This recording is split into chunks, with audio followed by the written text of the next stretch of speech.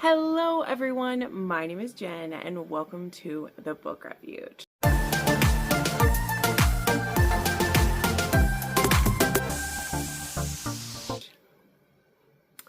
All right, everyone. Hi, I am getting to the filming of this pretty late in the day, which I know most of you on, the main channel won't notice, but my channel members who get this early will definitely be wondering where the heck this video is. And that's because I had a super busy day today. I was double booked for fun parties to get to, which all have to do with wonderful babies.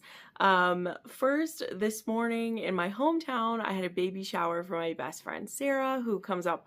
I mention her on this channel pretty often, but it was a baby shower for her, which I do have a picture of and I'll show her because there's no babies in this photo at all.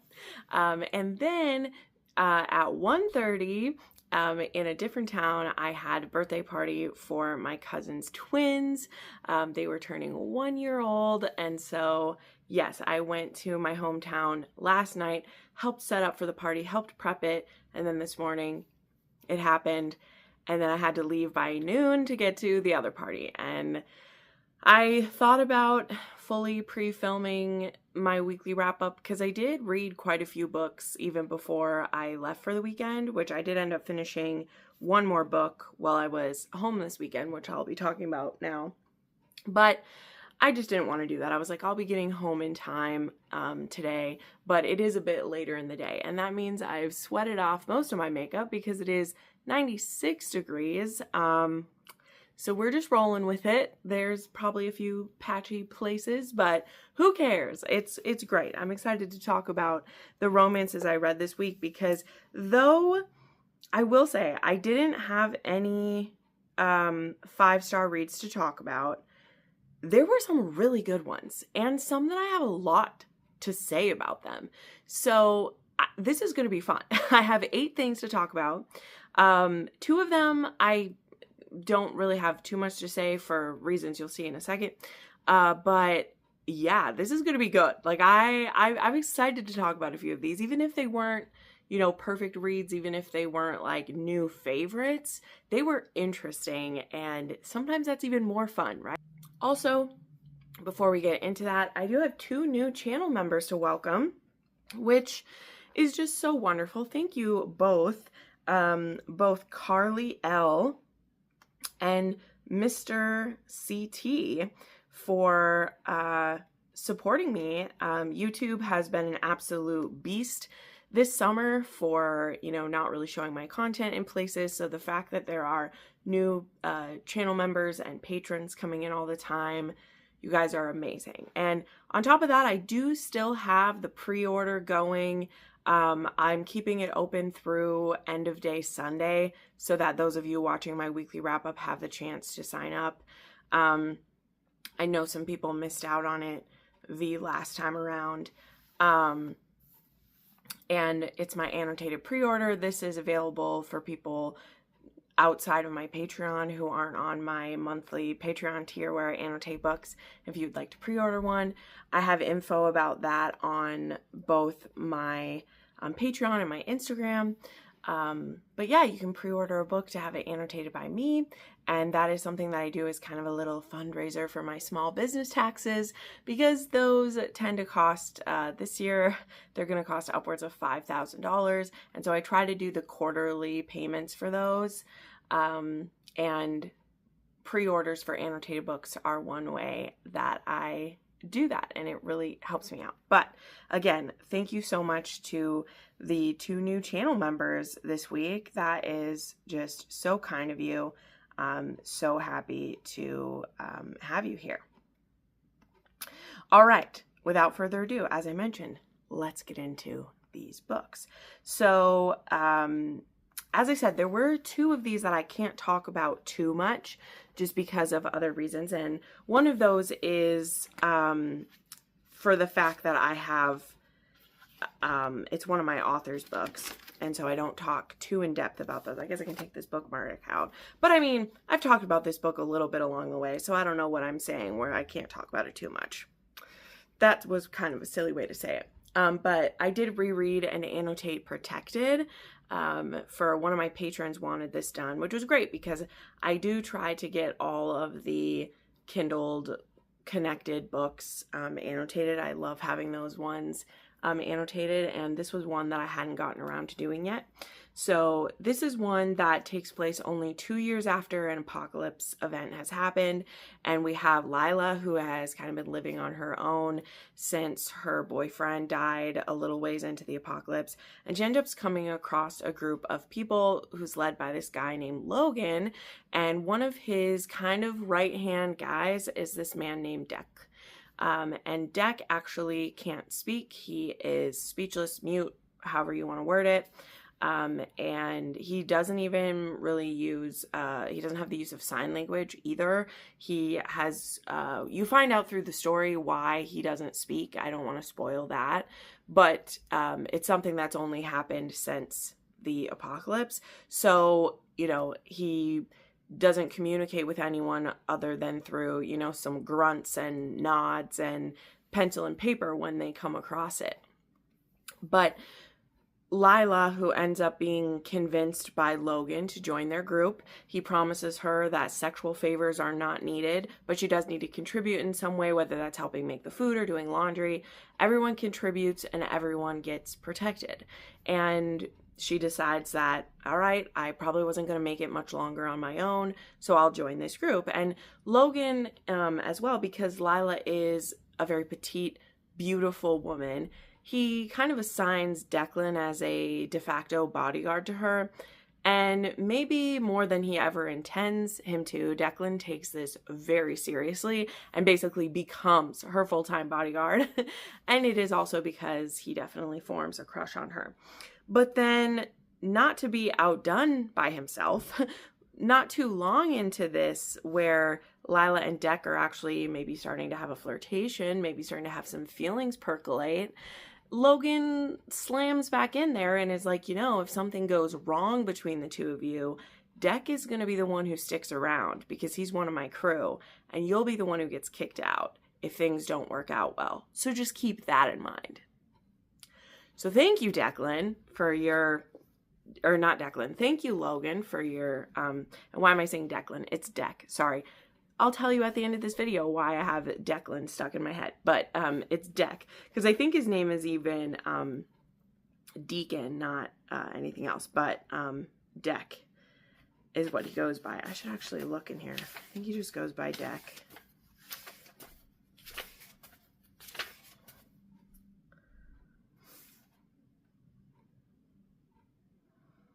Yeah, I think he just goes by Deck, but I feel like that's a nickname for so many things, so that's why that's in my head. But anyway, I, of course, really love this one. I love all the books connected to the Kindled world. And as I always say, I work for Claire Kent / Noelle Adams, so I'm super biased. So I guess that's kind of what I meant where I said I couldn't say too much about it. But here I went and talked for a few minutes. Anyway, I love this one. I view this one as a pretty good entry point into her world as well, because it is kind of a standalone. It starts only 2 years into the apocalypse, and it starts with a new group of people. So this book is kind of what Haven or Last Light is to the other part of the universe. And then Lost Song, which is the beginning of the Wilds series, will actually follow Logan's group. So Protected is a great one to start with that is a standalone, but will also kind of be a jumping off point for a new series that she has going. So that's why I like when I get to share about Protected, because it's a great starting point for her world as well. Okay, after Protected, I actually was able to slip in a book that I read just for me that I've had my eye on. I believe I had it on a TBR at some point because it had popped up on my Amazon as it was coming out soon. And so I added it to my Kindle TBR. So Heart of the Wolf kind of took the place of a fan fiction for a couple of days last week, where that's what I was reading when I was in bed. And there was no pressure to get through it. You know, when I was done annotating one of my physical books, I would get in bed and I was reading Heart of the Wolf. So Heart of the Wolf by Michelle Love is a paranormal / fantasy romance. It's a fated mate. It also has Norse vibes to it. I will say very quickly, this is a very much a mishmash and amalgamation of a lot of, I don't know, lore, theology, magic things. So one of the parts that, I'll just tell you now, one of the things that kind of downgraded this story for me is it was at times very complicated what was going on, and then very simple what was going on between Brielle and Leaf were the characters. Because some of the setup is that Brielle kind of has a run-in with Leaf when she's quite young, and it's enough that Leaf, who is a shifter, he is a, werewolf, whatever, but a wolf shifter is more what it would be. He gets a good whiff of her when they're younger, and he knows that this is his mate. But I believe the setup is she's also from like a rival clan of some kind, and she's very young when he first gets a whiff of her, and so, there's nothing that goes on there. Then skip forward many years, and again, I believe their family clans are kind of battling with one another, and she ends up kind of on her own and not in a good situation, and she ends up being taken in by Leaf's people, and then her being his mate gets revealed to her, and very quickly their romance goes kind of from 0 to 60 very quickly. She doesn't have any real hesitations in being with him. She gets drawn to him very quickly. Like, all of that just accelerates very quickly, and then there's still quite a bit of story left. So I think that's why, you yourself, if you go look this up on Goodreads, you'll see it does have a pretty low rating. From what I can see, though, this may also have been a debut book. So there's that aspect as well. Like, I did still find it enjoyable. Like, I finished it in 3 or 4 days. Like I said, I started it when I was at camp, and it was my book I was reading at night. And it was a bit too long too. Like, I feel like I should have finished it a couple of different times, and then I'd look and I was at 60%, and then I'd look and I was at 80%, and I'm like, why am I not finished with this book yet? Like, what's up? Why aren't we done? So I did end up with giving this one a 3.5 star. It was a 3 on the spice scale. There was some very good scenes with it. There was even a scene of, there was a scene of squirting in here for these, almost Norse living in caves people. There was a scene where it got really sexy between them. There is, like I said, we're with them for quite a good chunk of time. So we see them through them being mated and married and having a baby too. So there's pregnant sex. There is content warnings for our heroine is in danger at one point when she's pregnant, like pretty severe danger when she's pregnant. There's kidnapping. There's parental neglect from her father.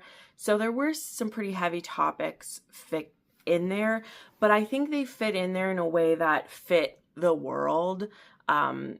It being a type of, like, I don't know, it was a very dangerous place and time that they were living in.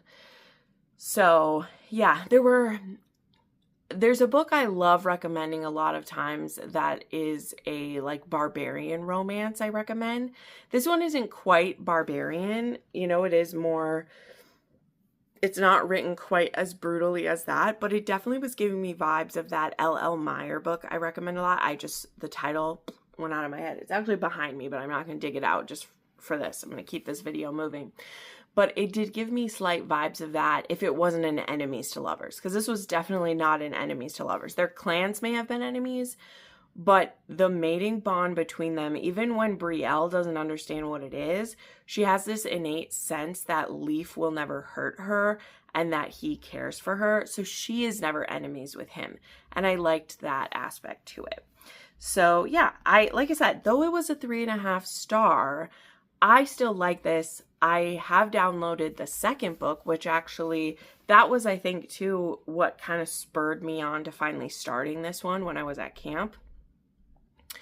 Because the second book in the series came out on June 26th. So just like the day before. And I had Heart of the Wolf in my Kindle library for, well, since whenever it came out. So for 4 or 5 months, maybe, I don't know, however long since it came out. I downloaded it the day it came out and I never got to it. And then I saw book 2 came out and I was like, you know what? I should just give this a try. And like, there's enough there that I want to read more. I just think that it was a bit overfluffed and I lost a bit of what was going on at points. But I think if you like shifters, if you like the Norse vibes, if you like a bit of the barbarian-esque vibes, I think you could enjoy this. So that's why, like, this one's a 3.5, but I rounded up to a 4 when I rated it. And I think there will be situations where I recommend this on the channel because it will fit into some really specific, like, spots for people. So not a complete loss. All right, next up was Ironling by S.E. Wendell. So this was the next book in that like Monstrous series, I believe is what it's called. There are quite a few series that are called Monstrous, by the way, so it's interesting. But I've been looking forward to this one after reading book 1 the month before, which was Halfling. So this one kind of picks up where Ironling left off. And in fact, the author in the beginning even included one of those kind of like the road so far parts to it, because it does really kind of, you need a bit of the backstory, because this one is about Aslan. That's how I'm going to pronounce it, Aslan and Hakon. And Aslan is the friend to Sorka, who is the heroine in book 1, and also the sister to, I think his name was Jared. Either way, he was the shithead who, if you've read Halfling, sorry, don't spoil it, but he was kind of Sorka's ex, kind of, and he sold her into slavery, which is what leads her to the hero in that one, because she gets sold to his orc clan, and it's on the journey back when Sorka and her orcling, her halfling, end up making it back to her hometown and everything, that she's able to tell Aslan and the Lord, her father, who did this to her. And so Jared, it is kind of left up to Sorka what to do. Like, they leave it up to her, like, what punishment do you want? And it was pretty frustrating that they didn't choose to kill the guy, because he wanted a fate of rape and death for the girl because she rejected him, and he just basically got banished, which sucked. But also what Sorka did is that not only, because she got to choose the punishment, so not only did she choose for him to be banished, but that Aslan be made the heir. And so we have Aslan now in this book. She is the heir to the, whatever it is. It's not like a dupe. I don't think he's a dupe, but whatever her father is, like, she's now the heir. And then we have, as I said, Hakon, who, this is another halfling. And I'll be quite honest, I'll be transparent, I don't quite remember how he's a halfling or where he came from. But him and the hero from book 1 end up becoming friends because they're both halflings. And he's actually a blacksmith. And so he becomes a blacksmith at the, the holdings, the castle where Aslan is running things. Now, something else to know about Aslan, she is written to actually kind of like be on the spectrum. And she's also someone who can get overwhelmed and have actually, there's no other way to say this, this is how the author says it, she will actually have fits sometimes when she gets overwhelmed. And that, has caused great, like, scorn and consternation about her, and people not sure if she'll be able to lead like the father does. But here's the thing is, like, her brother's been banished, and her father still likes to go on, not raids, he still likes to go on journeys and do these trips, and so it's leaving Aslan in charge. So that kind of makes this a class difference, forbidden romance between Hakon and Aslan. And their romance kind of starts with her actually going to the blacksmith to request some specialty items be made. And the head blacksmith, who isn't Hakon, there's someone that Hakon works for, he is like, I don't have time to make whatever fripperies you would like. I have things for the castle that have to be made. I can't make gardening shears for you, or this, that, or whatever you want. And Hakon is more than willing to take on these special little projects for her. And so through those interactions, Hakon starts to feel the mating bond take hold, and he knows from Sorka and her halfling and the stuff that they share that the more time he spends with Aslan, the deeper that connection is going to get. And the thing is of course, Aslan has feelings back for him, because of course she does. She is his fated mate. She's going to have those feelings. But the problem is that she will probably need to be in a political marriage to help strengthen the position of their family. And also, her brother wasn't killed for what he did, and he might be a bit angry that he was usurped by his sister. And, you know, there's drama to be had, as we should say. So I enjoyed this one. I will say, this was a tough balance. I ended up, I think, rating this one the same as I rated Halfling. I also gave this 4 stars, and it was a 3 on the spice scale.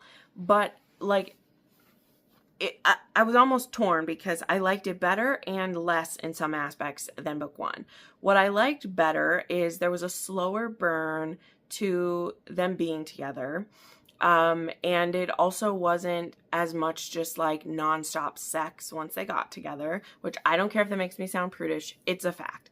Halfling just became a fuck fest at a certain point, and I felt like their romantic development was just all about the fucking for a good portion of the book. So I like that there was a slow burn into that. However, this one, and I know why it has to be because of what Aslan's role is. It was so much politics. It was so much politics. And for this to be a book that is just one book about this couple, the amount of politics that I had to learn about this world, I don't care to know. I just don't. I'm not that invested in those parts of it. So this is what I mean is that the first one was all about, it was almost, I mean, it wasn't quite like survival because they weren't in too much danger, but it was a road trip. It was a fated mate. It was a, monster, falling in love with a monster, finding their sexual desires together. And again, even though then it went full bore into like, we're just having sex, which was a lot, I still enjoyed how it was like them traveling. I loved the little raccoon they pick up. Like I loved that parts of it. Whereas this one was so heavily in the politics and I was quite bored by a lot of that. But I did love the slow burn of their romance and I thought they were so cute together. Loved that. So like I said, it was a trade-off, and I ended up rating this the same as I rated the first one because those trade-offs ended up balancing out how I felt about it. And yeah, I gave this one 4 stars still. Okay, next up, I did have a fan fiction that I read, and this one, I will say this one was just okay. I was pretty excited by it when I saw a snippet of it on Threads. This one was called Emergency Contact by It's Pepper Besties. And this one is about Ilya accidentally gets the wrong phone number and starts texting Shane asking for like advice about if he should go to the emergency room for getting bleach in his eye. And Shane, instead of explaining this guy has the wrong number right away, feels like this is an emergency and that he should answer the question. And after he solves this emergency for Ilya, they end up becoming texting buddies. Now, the time that this is when they're still 17 and before they've progressed any further in like the MLH or decided which teams they're going to be on or any of that stuff. So it's pre-rival, any of that stuff, them messaging. And there are other AUs to this as well. Like Shane is like already friends with Rose. He is, there's a couple other things in here, but it starts when they're younger and it's like taking a bit longer for them to get into like the professional hockey stuff. and they just become basically pen pals through their phone because of this accidental thing where they end up connecting. So this one was a no spice one, and this was one where it was all on their phones. Now, one of the things is that this fic author at the end, because this person has it end right before they're going to like really meet each other in person. Like, they've only met each other in this whole fic. They only meet each other in person once, which I know might be boring. It's really not a long one, so it didn't feel boring. It went really fast. That's why I didn't even mean to finish this one, but I did. It went by so quickly. It was so good. But they said they're going to write another one that is an actual, like, not a texting. Why can't I think of it? An actual, like, narrative. Yeah, an actual narrative fic. So there's going to be a part 2 to this one. So yeah, I enjoyed it. It was all right, but I really wanted more. I enjoy mixed media fic. Like, I'm discovering, like, I do like texting fic, and I like when they're very creative with it and how they do it. Some other changes, Shane ends up telling Hayden and JJ that he's gay much earlier. They're very supportive. Even JJ, yes, JJ's very supportive right away. And so he stops trying to set him up with people so soon. I think Shane also tells them that it's Rosenoff sooner, but because they don't have as big of a rivalry in this texting thread, or in this universe, like, JJ and Rosenoff actually become like friends, which is really cute. So yeah, I was really enjoying this one, but it also just was missing something. Like, I wish we had also got narrative scenes as well. So enjoyed it. Could have been more. Okay, next up, I read Take My Kiss by Brooke Montgomery. And this is the third book in this series. And this is my favorite one in this series. Loved it. This one, as she likes to do, though, this one did start out with a one-night stand at a wedding, and though it wasn't a surprise pregnancy for them, this is a mom who already has 2 kids, and she's actually older than the hero. So this one is Colt and Amelia, and she hooks up with Colt at this wedding, and then she pretends that she forgot about it, which, in my opinion, the half star that I take off from this, a lot of it has to do with nobody fucking believes that. Like, there were just parts where I was like, Amelia, stop it for certain things. But very quickly things get ramped up because Amelia discovers that she's being stalked, and she is friends with Colt's siblings, obviously. That's why she was at this wedding. And they end up offering her a place to stay for the summer to kind of, I guess, trip up the stalker and put her at a place that has security and where everybody's, like, armed because they are all, like, permit to carry people. And also, Colt has a German Shepherd as well. The only thing is she doesn't realize that they're moving her into Colt's house. She thought they were putting her up on one of the places on the resort, but no, they're actually moved her into Colt's house so he can protect her and the kids. And she, of course, is nervous about this because she's like, I don't want to fall for him, and then we're going to move back home, which is a ways away. Like, she normally lives like 2 hours away from him. But in this book, Colt does his very darndest to win her over and prove that he's not too young for her. He is very serious about them, and they should be together.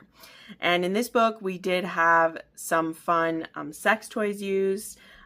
He has nipple piercings. He lets her use a sex toy on him. There was lots of fun stuff in this one. And again, like, the story too, the suspense part of it, what's actually going on in the background. This was my favorite one. And I loved that this one wasn't an enemies to lovers, nor was it a we were lovers, now we're enemies back to lovers. This was a, yes, she fibs a bit about forgetting their one night stand, but this one was basically a friends to lovers. And I loved that about it. I really, really did. So I gave this one a 4.5 star, and it was a 3 on the spice scale. Okay, next up, I read Hunt for You by Amy Lynn. And this is one that in a video I put up yesterday, which was a hidden identity video. I talked about this one quite a bit. And what's funny is in that video, I said I was gonna maybe give away more of it in this weekly wrap up. And I've actually changed my mind about that because I don't think I want to. I think I'm gonna wait till I've read Pray For You to see how it fully ends, if I want to give away more about this one. But I mean, I'll still tell you kind of what it's about. But in that rec video, I said I would talk more about it here. And I kind of don't want to spoil things. I kind of want to push people into reading it. But part of the setup for this one is that we have our heroine, Bridget, who is looking for someone who is willing to do a primal play thing with her and actually be willing to unalive her at the end of it. She is trying to find this person on the dark web, trying to set up a relationship with them, and basically kind of bait them into wanting to hunt her. And she ends up connecting with this guy named Kane on there, who goes by, I think, like Sleeping Beast. And he has all these rules for how he goes about doing something like this, rules to protect him from being arrested or getting caught for doing something she wants him to do. And she is very intrigued by him. She's very sucked in by him. And very soon they begin a relationship. Now, as I kind of mentioned, this is also a hidden identity thing. So she's never supposed to know who he is. But, and this is where there's kind of, I don't even know how to say anything about it. How I mentioned it in that one is that this sounds like it's a super dark romance, and that it would just be like, oh my God, she wants to end herself, and there's going to be all these mopey things. And very quickly you kind of get that she doesn't actually have the vibes of someone who's so desperate to end her life. She says she does. The things she says to Kane and some of the things she says in her head kind of make you think that's what she wants, but she's not really like acting like that. So I don't know. There was more there than met the eye.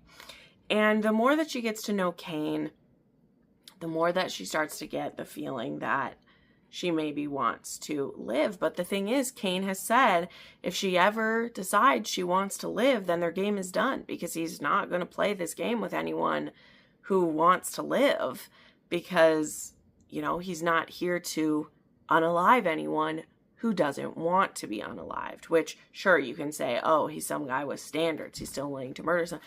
But again, as you read it, you understand that, like, he isn't looking to just indiscriminately unalive people. Like, there's a hunt to this, there's a finesse to this, and it's supposed to be all consenting all around. But it's so much more complicated than that. And again, this is a duet, though it doesn't end on as big a cliffhanger as you'd think.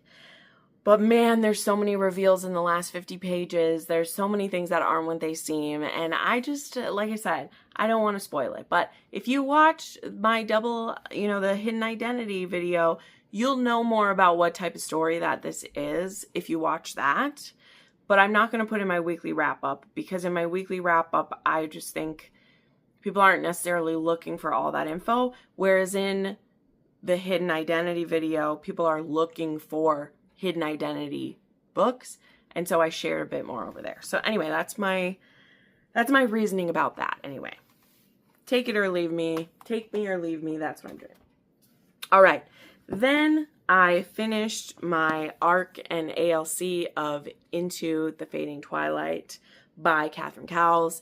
This was a highly anticipated read for me this summer, and I finished it just a couple days late, which is wonderful.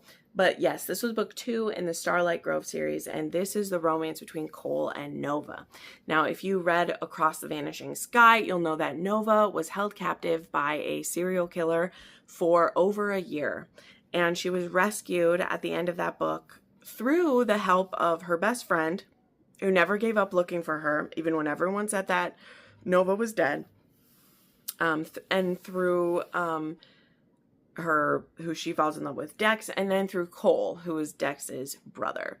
They are part of this family who their father was actually a serial killer, and they kind of make up for that by helping find missing people. And Cole is actually a Forest Service investigator, and he was the one to actually find Nova. And so she is, obviously it's been a few months since then. She is still pretty broken. She's still trying to get her strength back and get her, you know, stamina back and find herself. And she's finding that actually difficult to do under the roof of her best friend, who she loves, and she's so happy to, you know, be back with her. She never thought she'd see her again. She thought she was doomed to die. But still, she doesn't have a lot of room to breathe or to stumble when she's living with her best friend, who is honestly a little bit suffocating and a little bit overbearing in her love and care for her. And so Cole actually ends up offering his like garage apartment for her to live in, and then him and his daughter live in the house. And so giving her a bit more independence, helping her find her stride, really just helps her come back to life, you know, which is beautiful. So I really enjoyed this one. Of course, there is still a mystery going on. There ends up being some copycat kidnappings that happen, which make it even harder for Nova to find peace. And of course, all of that mess is going to end up right at her feet again, right in the most inconvenient way. And yeah, but it has an HEA and it ended up well. So I gave this one 4.5 stars. It's a 2.5 on the Spice scale. And I was still pretty shocked by how it all played out, I will say. Though it almost, like, this one, I think there were some more hints to it than there was for the first one. But I still wasn't picking up on them until the very last minute. And then I was like, oh, which I think is a good job. So really liked that. And yes, that was also ALC. It was narrated by Sebastian York. And hold on. There's stuff going out to my apartment. It was Sebastian York and Brittany Presley were in duet narration, as well as some other full cast, because in this series, each of the men who's gonna have a book, they've been narrating like themselves in it. Okay, and then the final book that I finished, and this is the one that I won't talk about too much because I'm going to be in a place to talk about it very soon. And that's all that I can really say, though my patrons know what this means and where I'm going to show up. But I'm keeping it kind of a secret until it gets announced. But the last book that I finished was Tough Guy by Rachel Reed, which was honestly really fun. I'm really looking forward to talking about it. Very quick read, by the way. I wasn't supposed to finish it all in one go, just for myself. Like, I wasn't going to read it all in one go, and then I did. I will say I was reminded why the audiobooks were tough to get through for this one, but I think by listening to it be Ryan and Fabian that were being narrated and not Ilya and Shane, I was able to get through it because, yeah, it is Tom who's doing it. And anyway, the narration choices are just interesting. But yeah, when Ilya shows up for a couple of scenes in here, I was like, oh yeah, I can't listen to Heated Rivalry of the Long Game be narrated by him. But someday maybe we'll get those ones redone. And no, I don't think it will be done by the actors. That ship has sailed so far, you guys. It has sailed to seas unknown. But even if it was other more actors or like voice performers who kind of fit the roles better, I think that could be a better fit. But either way, I won't share my full thoughts on this because there will be a platform where I will be talking about it soon, and I'll leave it at that. So it was cool to go back though, and also to be like hunting for all the little hints of Shane and Ilya throughout. I still loved Ryan and Fabian for who they were as well, but I mean, I'm a Shane and Ilya truther, y'all know, so I was definitely searching for little hints of them along the way. But yeah. So there you go. Those are the things that I read this week. I'm ready to turn my air conditioner back on, so we gotta wrap this pony show up. But it was a really good week. Like I said, nothing was like 5-star, drop dead amazing, but I really enjoyed what I was reading. It was pretty enticing. Even the ones that were less than 4-star, I still was enjoying myself with them. And that always makes me very happy. So, a couple that I'm still working on, just to mention, I am like 60% of the way through Tempting Venom. Hopefully I can get through that this week. But I also still have 2 Patreon reads that I have to get through for June. I just couldn't get through them before I went home for the weekend, and now I have company coming for the next 3 days. So it's just been go, go, go this summer. So I'm doing my best. But again, last call through Sunday evening. If you would like to get a pre-order in for an annotated book, I will keep that open through Sunday night. If you're watching this after Sunday, sorry about that. I will reopen the form again. Hopefully by September, I'm going to do my best, but it all depends on how many pre-orders that I get this round, if I have to hold off a little longer. But thank you guys so much for watching.